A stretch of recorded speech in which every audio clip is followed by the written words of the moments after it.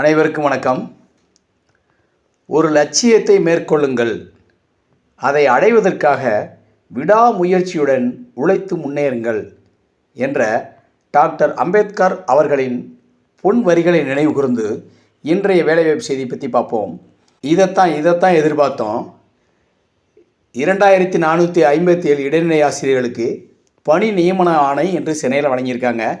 தமிழகத்தில் தேர்ந்தெடுக்கப்பட்டுள்ள இடைநிலை ஆசிரியர்களுக்கு நம்ம ஆசிரியர் மன்ற சார்பாக நெஞ்சார்ந்த வாழ்த்துக்களையும் தெரிவிச்சுக்கிறோம்.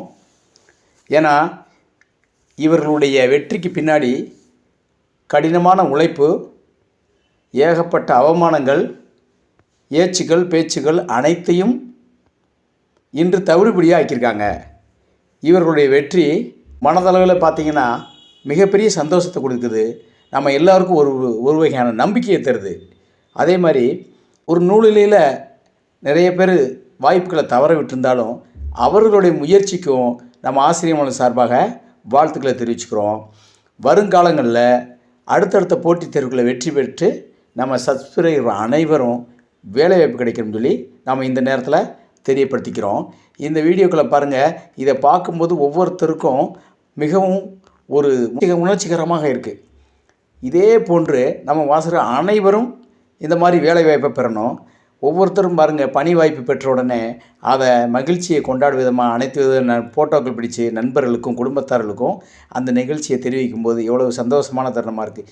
இதில் இந்த பணி நியமன ஆணை பெற்றவர்களுக்குரிய ஒரு முக்கியமான கவனம் என்னென்னா, இந்த பணி ஆணையை பெற்ற உடனே உடனே பணியில் கலந்து ஜாயின் பண்ணிடணும்.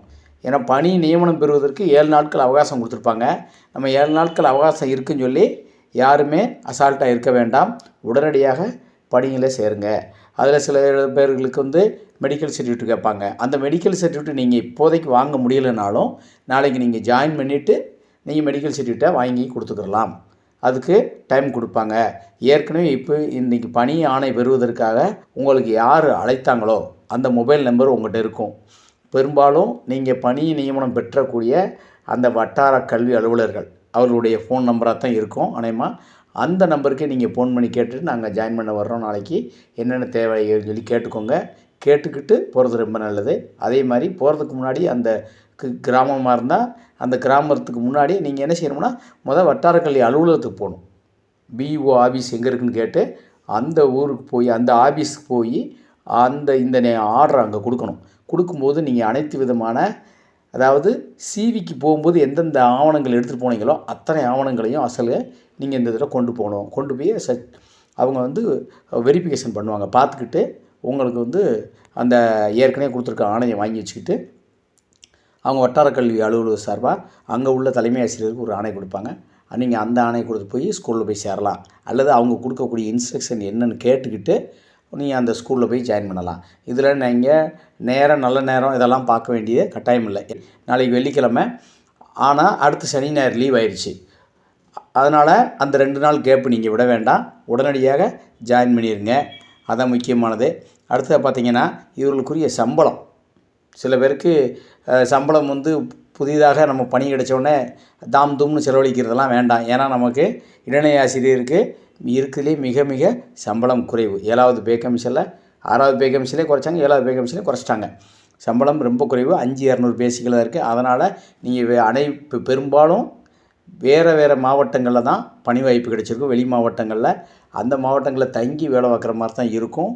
பெண்ணாசிரியர்களுக்கு செலவுகள் கொஞ்சம் எல்லாத்துக்கும் செலவு அதிகமாக தான் இருக்கும். ஆனால் எல்லோருமே என்ன செய்யணும்னா ஒரு வீடோ எடுத்து தான் நீங்கள் தங்குற மாதிரி சூழ்நிலை. அதனால் முடிஞ்ச அளவுக்கு சிக்கனமாக செலவழியுங்கள். சம்பளம் என்பது முதல் மாதத்தில் உடனே கிடைக்கும்னு சொல்ல முடியாது. ஒரு சில நேரங்களில் லேட்டாக வரலாம், ஒரு சில நேரங்களில் உடனடியாக அந்த மாத கடைசியில் கொடுத்தாலும் கொடுக்கலாம். அதனால் நீங்கள் அதை கவனமாக செலவழிங்க. உடன் தங்குவதற்கு நீங்கள் வீடு எடுத்து தங்குறதா உடன் தங்குவதற்கு நீங்கள் கூட ஜென்ஸாக இருந்தால் நீங்கள் ஒரு 2 மணி நேரம் சேர்ந்து தங்கிடலாம். முதலே குரூப் நீங்கள் தெரிஞ்சுக்கோங்க. ஆஃபீஸ் போனோடனே தெரியும் வட்டார கல்வி அலுவலகத்துக்கு இந்த ஒன்றியத்தில் யார் யாரெல்லாம் எடுத்திருக்காங்க, அவங்கள நமக்கு தெரிஞ்சவங்களாம் யார் இருந்தாங்கன்னு பார்த்து சேர்ந்துக்கலாம். லேடிஸாக இருந்தால் அவங்க ஃபேமிலி மேனாக இருந்தால் அவங்க ஃபேமிலியே கூப்பிட்டு வந்துக்கலாம். ஷிஃப்ட் பண்ணிக்கலாம். வேறு வழி கிடையாது. இன்றைக்கி சூழ்நிலைக்கு நீங்கள் ஒவ்வொரு இடங்களாக நீங்கள் மாறி மாறி நீங்கள் அலைஞ்சிங்கன்னு வச்சுக்கோங்க, டயர்ட் ஆயிடுவீங்க. ஒவ்வொரு வாரம் சனி ஞாயிறு அலைய முடியும். அதனால் ரொம்ப தூரமாக இருக்குது. பெரும்பாலும் பார்த்திங்கன்னா தென் மாவட்டங்கள்லேருந்து நிறையா செலக்ட் ஆகியிருக்காங்க. அவங்களுடைய பணி வட மாவட்டங்களில் தான் இருக்குது. அதெல்லாம் கவனத்தில் எடுத்துக்கோங்க. அதே மாதிரி போகக்கூடிய இடங்களுக்கு நீங்கள் முதலே கேட்டுக்கிட்டு போங்க. அந்த பாதைகள் அந்த போக்குவரத்து வசதிகள் எப்படி இருக்குது, பஸ் போக்குவரத்து எப்படி இருக்குது, இது டூ வீலர் சாத்தியமா அப்படின்றத நீங்கள் கேட்டுக்கிட்டு போய்க்கலாம். ஏன்னா அங்கே வட்டாரக்கலை அலுவலகத்துக்கு போனாலே அவங்க சொல்லிடுவாங்க. பெரும்பாலும் மாவட்டங்களில் பார்த்திங்கன்னா ஹில்ஸுகளில் மலை மாவட்டங்களில் அங்கே பள்ளியே மலையில் இருக்கும். சில கிராமங்களில் அது பார்த்திங்கன்னா அங்கே மலை சுழற்சின்னு சொல்லி வருஷத்துக்கு ஒருக்கா மலையில் இருக்கிறவங்கள கீழே இறக்குவாங்க. கீழே இருக்கிறவங்கள அடுத்து மலை அந்த ஸ்கூலுக்கு அனுப்புவாங்க. அது நடக்கும். நீங்கள் அது போக போக தெரிஞ்சுக்கலாம். அதனால் நீங்கள் அதுபடி மற்ற எந்த கவலையும் பட தேவையில்லை. சில பேர் எஸ்ஆர் புக்கு வாங்கணும், உடனே பணி நியமனம் எஸ்ஆரில் என்ட்ரி பண்ணணும் அப்படின்னா நீங்கள் ஆஃபீஸ் ஜாயின் பண்ணிக்கோங்க. ஜாயின் பண்ணிவிட்டு வட்டார கல்வி அலுவலகத்தில் உங்களுக்கு இன்ஸ்ட்ரக்ஷன் கொடுப்பாங்க.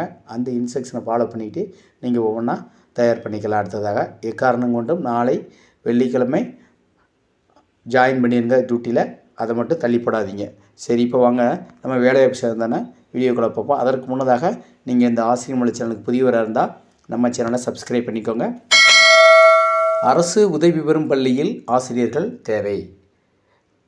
இந்த பள்ளிகளில் அனைத்து விதமான கேட்டகரிக்கும் இடஒதுக்கீடு ஒதுக்கியிருக்காங்க. இந்த பள்ளியில் ஏற்படுத்தக்கூடிய பணியிடம் பட்டாதாரி ஆசிரியர் பணியிடங்கள். பட்டதாரி ஆசிரியர் பணியிடங்கள் மொத்த காலி பணியிடங்கள் 11. அதிகமான காலி பணியிடமாக இருக்குது. இது ஒரு குறிப்பிட்ட வகையான அறக்கட்டளை நிர்வகிக்கக்கூடிய பள்ளி. இந்த பள்ளியில் ஏற்படக்கூடிய காலி பணியிடங்களை பற்றி இந்த வீடியோவில் பார்த்துக்கிட்டு இருக்கோம். இது முழுவதுமாக தமிழ் வழி கல்வி. இதில் பாருங்கள், ஃபஸ்ட்டு பாருங்கள், தமிழ் பாடத்திற்கு 3 காலி பணியிடம் ஏற்பட்டிருக்கு. 1 ஓசி ஓப்பன் காம்படிஷனில் 1 காலி பணியிடமும். இதில் தமிழகத்தில் உள்ள ஆண்கள் பெண்கள் அனைவரும் அனைத்து விதமான கேட்டகரிஸும் விண்ணப்பிக்கலாம். அடுத்ததாக எஸ்சி தாழ்த்தப்பட்ட வகுப்பை சேர்ந்த ஒரு காலி பணியிடம் ஏற்பட்டிருக்கு.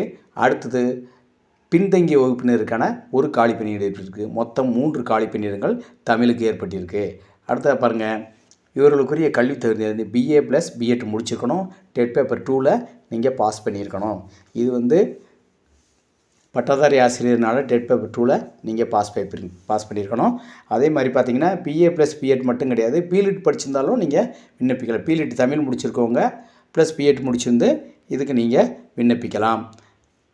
இவர்களுக்குரிய சம்பளமானது 36,400லேருந்து அதிகபட்சம் 1,34,200 வரைக்கும் வழங்கப்படும் சொல்லிட்டாங்க.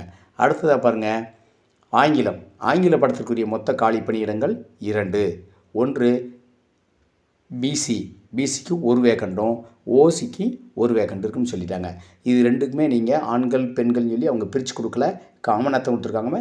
எல்லாருமே நீங்கள் விண்ணப்பிக்கலாம். இவர்களுக்குரிய கல்வித்தனது BA + B.Ed + டெட் பேப்பர் 2ல் நீங்கள் பாஸ் பண்ணியிருக்கணும். அதாவது தமிழக அரசு நடத்திய தகுதி தேர்வு, ஆசிரியர் தகுதி தேர்வில் பேப்பர் 2ல் நீங்கள் பாஸ் பண்ணியிருக்கணும். ஒரு சிலர் மத்திய அரசு நடத்திய தகுதி தேர்வில் பாஸ் பண்ணிவிட்டு நாங்கள் இதுக்கு அப்ளை பண்ணலாம்னு கேட்குறாங்க. அது தமிழக அரசு ஏற்றுக்கொள்ளாது. அதே மாதிரி BA நீங்கள் இங்கிலீஷ் படிச்சுக்கணும். இதெல்லாம் நம்ம சொல்கிறது குறைந்தபட்ச கல்வி தகுதி தான். நீங்கள் அதிகபட்ச கல்வி தகுதி எவ்வளோ வேணாலும் இருக்கலாம். அடுத்து இவர்களுக்குரிய சம்பளம் 36,400லேருந்து 1,34,200 வரைக்கும் அதிகபட்சமாக வழங்கப்படும். அடுத்ததாக கணக்கு பாடத்திற்கு ஏற்பட்டிருக்கக்கூடிய காலி பணியிடம் பாருங்கள். கணக்கு பாடத்துக்கு ஒரே ஒரு காலி பணியிடம் ஏற்பட்டிருக்கு.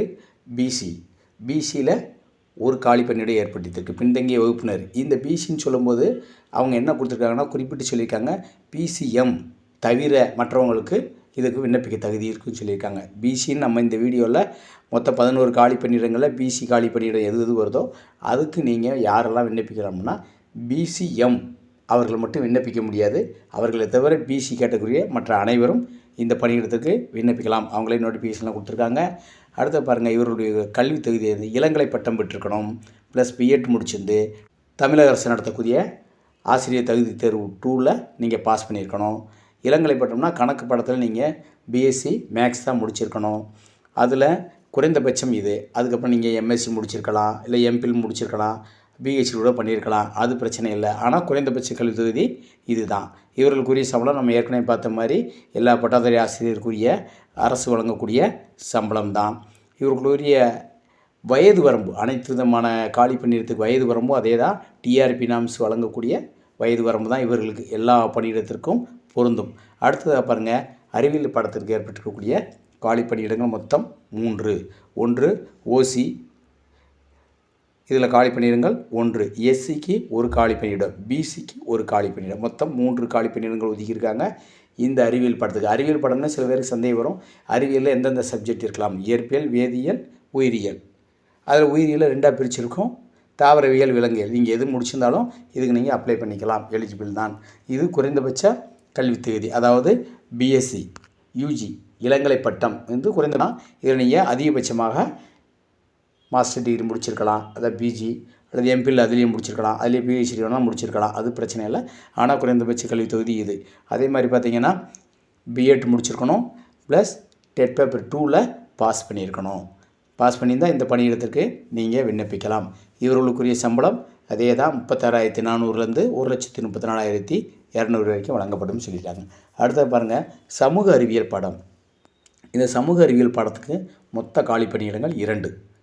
பிசி ஒரு காலி பணியிடம். பிசின்னு சொன்னாலே உங்களுக்கு வரும், பிசிஎம்க்கு வந்து இவங்க அப்ளை பண்ண முடியாது. பிசிஎம்க்கு இதில் வாய்ப்பு இல்லை, இடஒதுக்கீடு இல்லைன்னு சொல்லிட்டாங்க. பிசி மட்டும்தான், இந்த பிசி மட்டும்தான்.